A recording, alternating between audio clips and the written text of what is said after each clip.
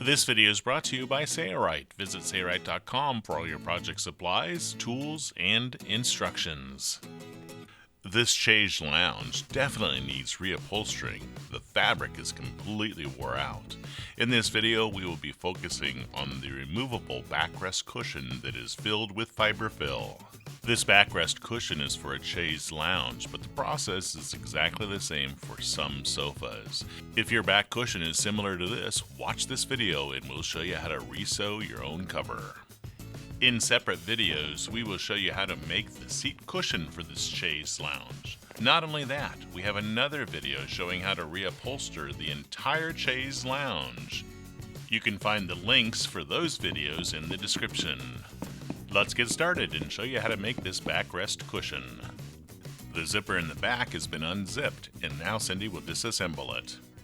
And I only need to take apart one side of it. I can measure the depth of the band and use one panel to make my pattern for the new cushion.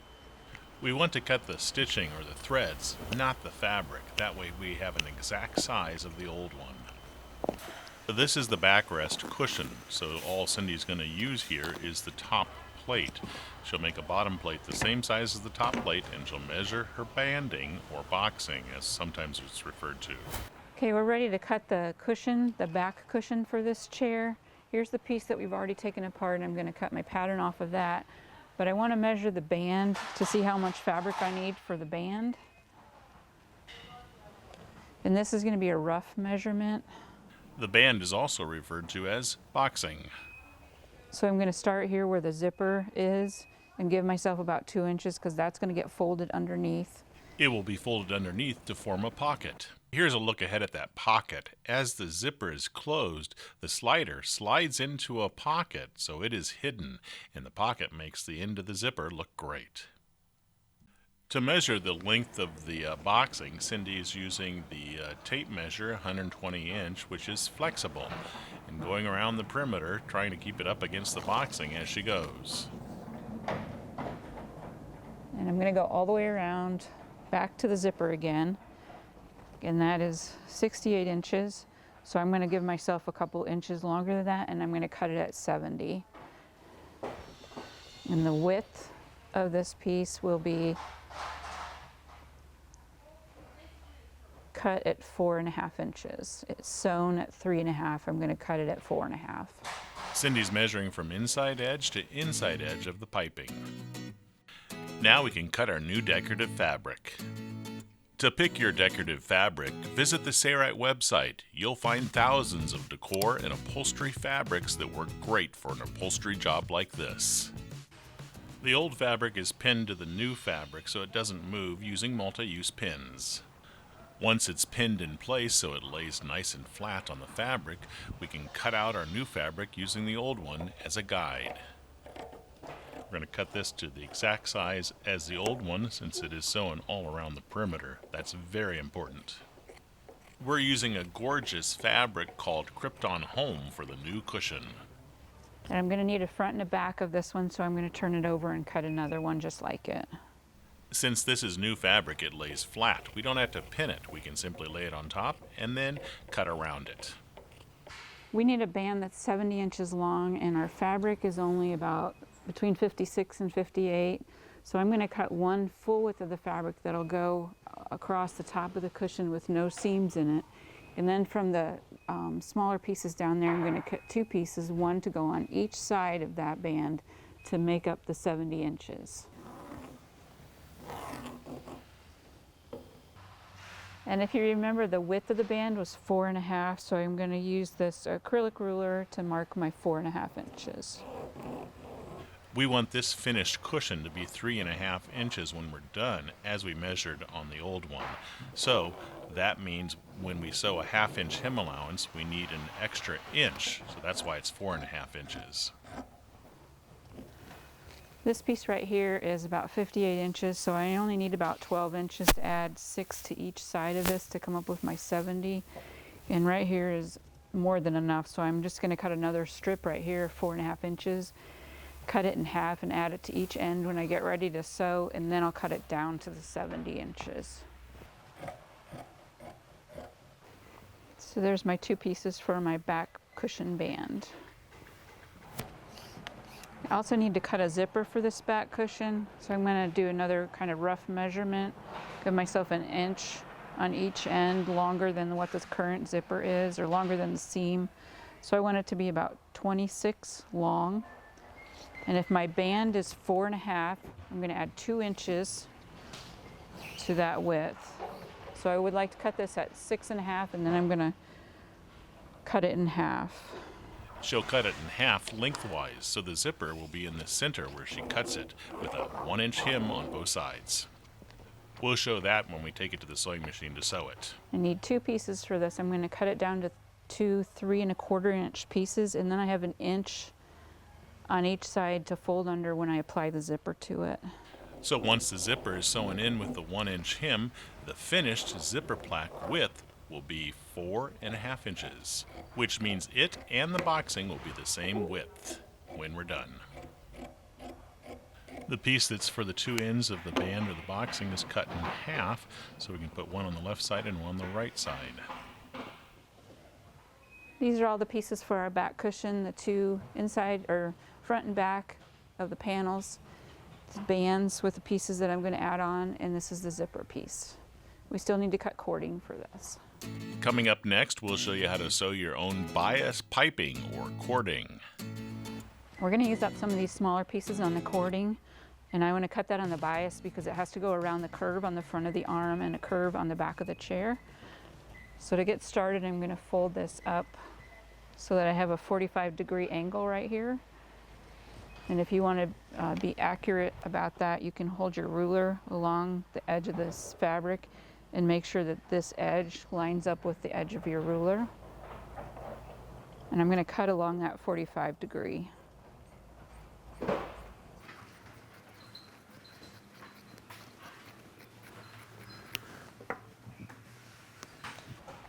My cording gets cut in 1 3/4 inches to cover the 5/32 cording.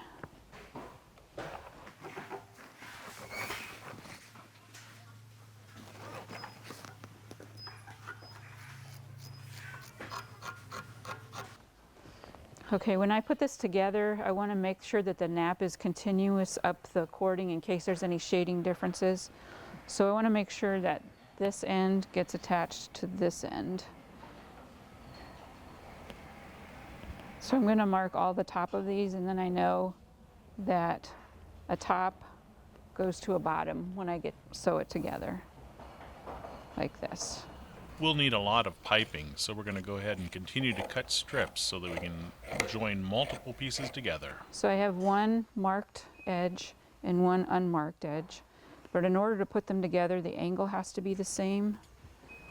So I'm going to trim this angle at 45, and then I can turn this over and lay these together like that.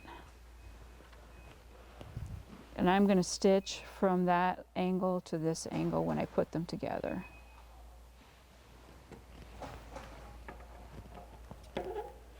So I have a mark and no mark. We'll just keep repeating this until we have the appropriate amount of piping to cover our application.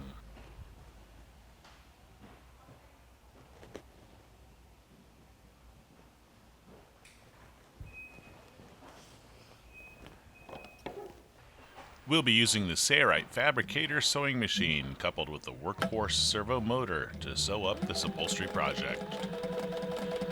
We'll sew these strips together with a straight stitch that is set about 4 to 5 millimeters in length. We already have the cording foot installed, though that is only necessary when it comes to sewing the actual cording itself. Once our bias strips are joined together, it's now time to insert the cording and fold it over it. And now the cording foot must be installed, which we already have installed on the Sayrite Fabricator sewing machine.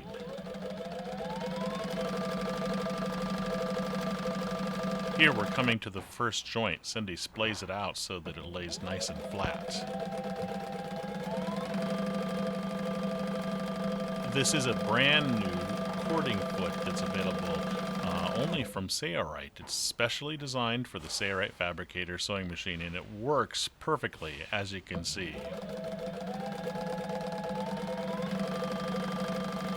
Next, we'll sew the piping or cording to the plates. Starting at the back of the cushion, leave about 4 inches unsewn and start approximately at the center position at the back of the cushion. Again, we're using the brand new cording foot for the Say Right Fabricator sewing machine. It's a 1/4 inch cording foot with this 5/16 inch welting. At the corner, we cut 1 slit into the flange of the piping to take the turn. The needle was buried there, so we didn't lose the position. Here's a gradual turn. We'll show that as well. Notice Cindy moving the plate rather than the piping. Here's another 90-degree corner. Needle gets buried at the corner, foot gets lifted, fabric rotated, foot lowered, and then continue to sew. If you're in the market for a great upholstery sewing machine, the Say Right Fabricator, as you're seeing here, coupled with the workhorse servo motor, cannot be beat. It's a phenomenal sewing machine and sold at a great price. Check it out at sayright.com. Let's move on to where we have to join the piping to the back center. When I get back to where I started, I'm going to cut my cording off about 3 inches longer than where the other one starts. And then open this up.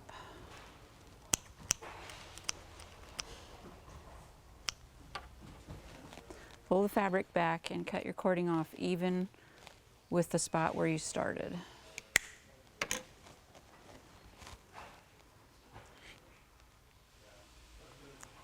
And then I fold that long end at an angle, at a 45-degree angle, and tuck this one inside.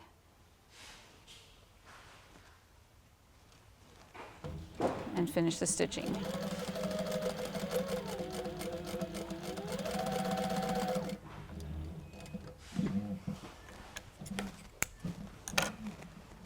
This is the top plate. Now we'll do the same procedure for the bottom plate. We will not show this. And now we're going to make what's commonly referred to as a zipper plaque and the boxing or banding that goes around the cushion. We're ready to start sewing this back cushion together. This is the old cushion. I had cording all the way around it and a zipper in the bottom. So I need to put the zipper in between these 2 pieces, and then I'm going to add a piece to each of this long piece to go all the way around. I'll put the cording on and then we can put the cushion together. We'll first start with the zipper plaque pieces. When I apply the zipper between these 2 pieces, I fold under 1 inch on one long edge and lay that folded edge along the center of the zipper. And then you can run this right edge of the foot along the zipper teeth and you'll get a nice straight line. We are not using a roping zipper foot. The standard foot for the Say Right Fabricator sewing machine sews easily close enough to the zipper's teeth. The right presser foot is basically right up against the teeth. Okay, how does Cindy do this? Well, she lifts up the fabric, as you can see, to make sure that the fold underneath is approximately 1 inch as she sews. She's been doing it so long she knows exactly what it is. If you have problems doing that, you may want to crease it with an iron or actually use double-sided tape to create the 1 inch hem before you take it to the zipper and sew. And the fold of the fabric is over top of the center of the teeth of that zipper. I'll do the same thing on the other side. Fold in 1 inch and bump it up against the other folded edge. We always like to sew zippers on the same side of the presser foot. That way the stitch is in exactly the same location on the zipper's flange. And now with the second piece, doing the same thing again, we have a zipper that is concealed by the decorative fabric. This is our zipper plaque. At the beginning and the end of our stitching, there is no need to do any reversing, since the zipper plaque will not be this overall length when we're done. Cindy's cut one ear off of one side of this number 5 coil zipper, and then she pushes the slider onto the end and pulls the 2 halves apart as she pushes the slider in place. This is unfortunately a locking slider, so without pressure applied to the slider's puller, it will not move. I say unfortunate just because it's more difficult to install it. There is no problem in using a non-locking slider or a locking slider. Now on to the banding or the boxing. The two ends are sewn together with a 1/2 inch seam allowance. This extends the length of the boxing so that we can go all the way around this cushion. Here, a little bit of reversing is done at the beginning and the end.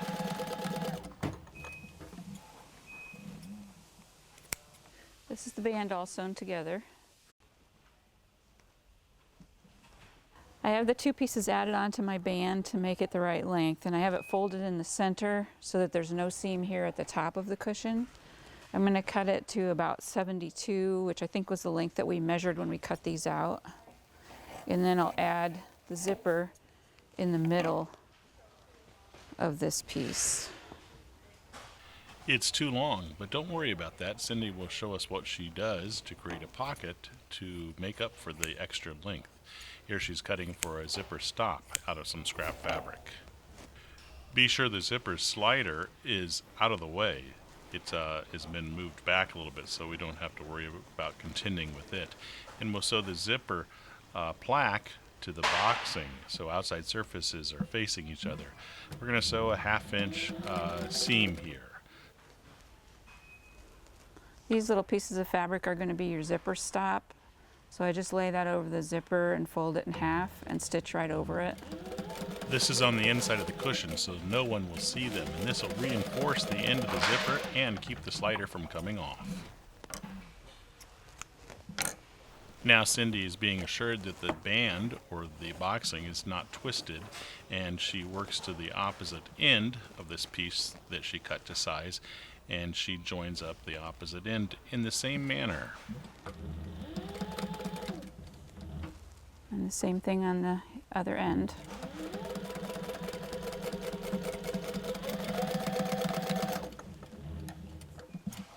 If you're sewing this with a home sewing machine, in other words lighter duty than any of the Sayrite sewing machines, be sure that you're careful about sewing through the zipper's teeth. You don't want to break a needle.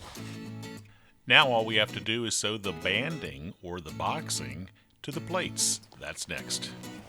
I'm going to fold this in half again with these two seams matched up together and put clips at this center point on both sides.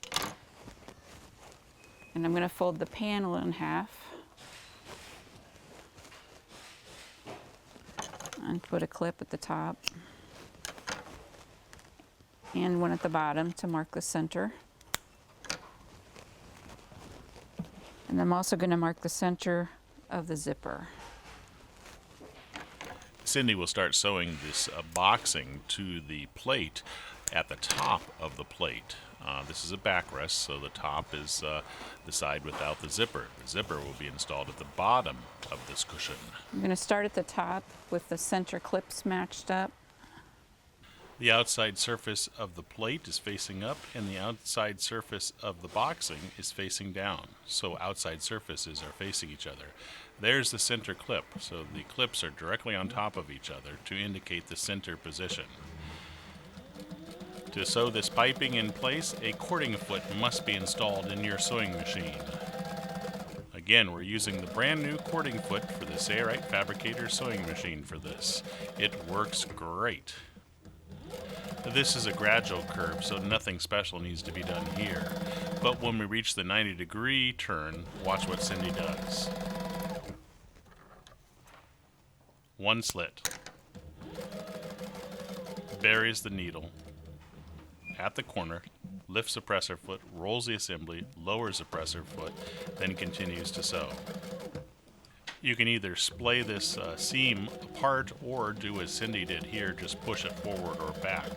When we do the adjacent plate, we'll want that seam to go the same direction. When you get down to this area, this is where we're going to put a fold to kind of enclose the end of the zipper. So I can figure that out by finding my center cut on the cushion panel and my center mark on the zipper, and just kind of work backwards to see how much that fold needs to be. It does not need to be exact. There'll be another fold on the other side. Looks like Cindy stopped just about in time. That way she could create that fold for the zipper plaque.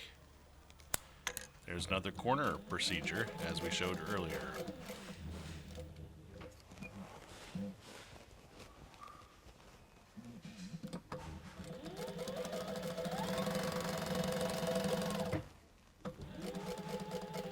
She's going to continue to sew past the middle position, but she is going to stop soon, so don't go away. We're not going to just continue to sew all around. We're going to stop short from the end of the zipper plaque.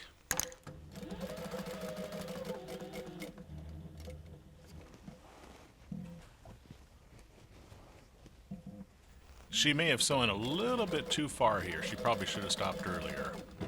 On this side, I'm going to stop right about here,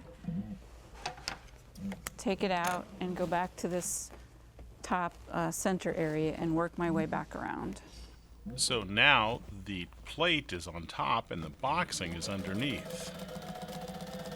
She starts at the front of the cushion where she began sewing the boxing and the plate together.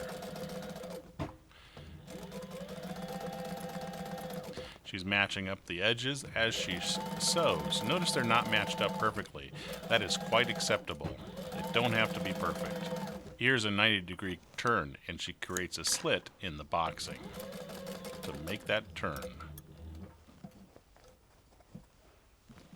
Now she's coming up to the point where the zipper plaque starts, and she's going to create the fold with the excess fabric at that location. Watch. She's discovered that she sewed a little bit too close to the end of the zipper plaque, so she cut some of the stitches away so that the fold could tuck more deeply into the zipper flange. Now it's folded, now she sews it together until she reaches her first stitches, and you can do some reversing here. She just sews over a few inches and stops. So we've stitched all the way around one side. We have the zipper applied in the center. Here's the little pockets to protect the end of your zipper when you're stuffing the cushion. There's one on each side. Make sure your zipper's opened up a little bit so you can open it when you turn the cushion right side out. Now I'm going to take these corners and fold them so they make a straight line going from here to here, and put a clip over here. I'm going to do that on all the corners, and that way you can line up the corners so your cushion stays straight, uniform. The corners fall in the same place on both sides. Doing this ensures that the plates are directly across from each other. This is especially important on very large cushions or long cushions. In fact, on long cushions, you may want to put match-up marks about every 24 inches or so. So I can use my mark at the center, at the top, to start again. We also have to cut center spots on the bottom plate as well. This could be the bottom or the top plate, doesn't really matter. We're just calling it that. And then the rest of it will fall into place. So the cushion is actually wrong side out right now. Outside surfaces are facing each other. Now we're sewing the bottom plate onto the boxing that is attached to the top plate.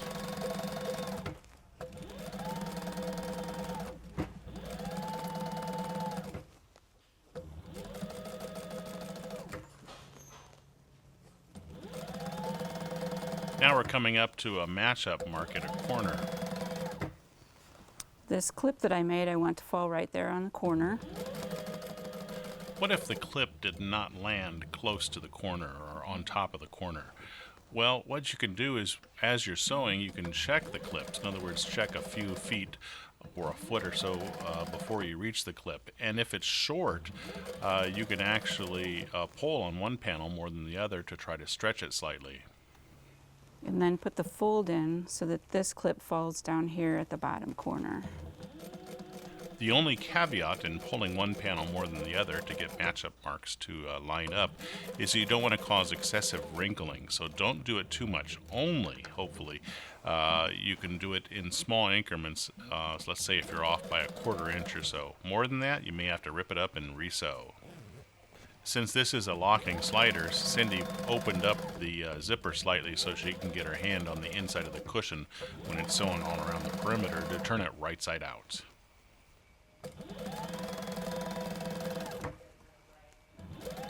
Looks like this corner matches up perfectly as well. Okay, here's the end of the zipper plaque. Now, how does Cindy know how to create that fold? Well, she has a fold on the opposite end, or the opposite plate, so she can use that as a reference and just make sure that the fabric is 90 degrees to the edge of the boxing. And she also has a clip that she could actually walk down the length of the cushion prior to sewing it to check to make sure that the fold is in the right spot. And it is, so she'll continue to sew. There's where that seam is in the boxing, and she lays it going the same direction as it was sewn onto the opposite plate so that it isn't twisted. It just lays flat to one side. There she's at their last corner, I believe, and coming up to where she began sewing. We showed this whole process. I was hoping to skip some of it, but it's all good stuff. I hope you're not bored by it.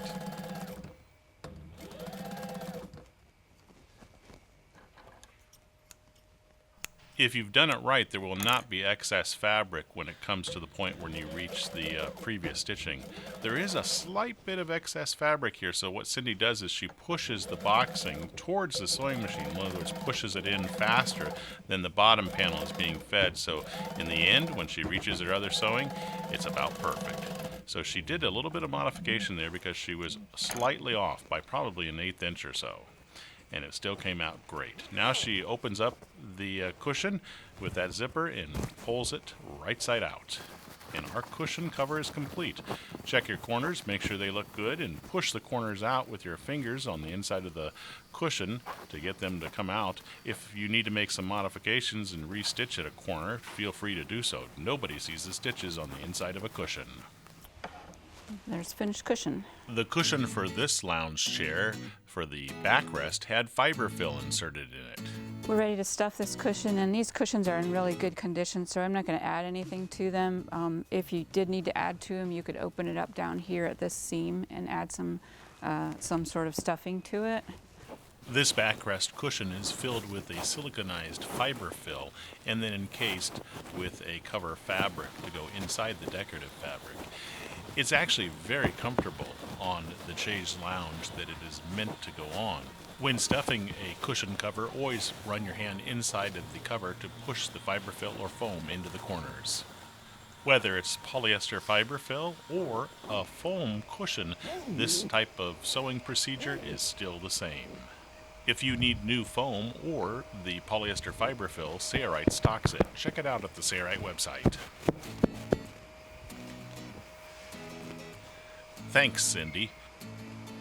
Don't go away. The materials list and the tools list is coming up next. It is only through your loyal support that these free videos are made available. Thanks for your loyal support. And be sure to subscribe to the Sailrite YouTube channel. Click the bell to be notified of new videos when they become available. Thanks. For this upholstery project, we used Krypton home fabric that's available from Sailrite in multiple styles and colors. Visit the Sailrite website to pick your decor and upholstery fabric today.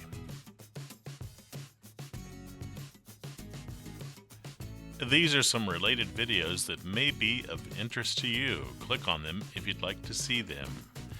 I'm Eric Grant, and from all of us here at Sailrite, thanks for watching.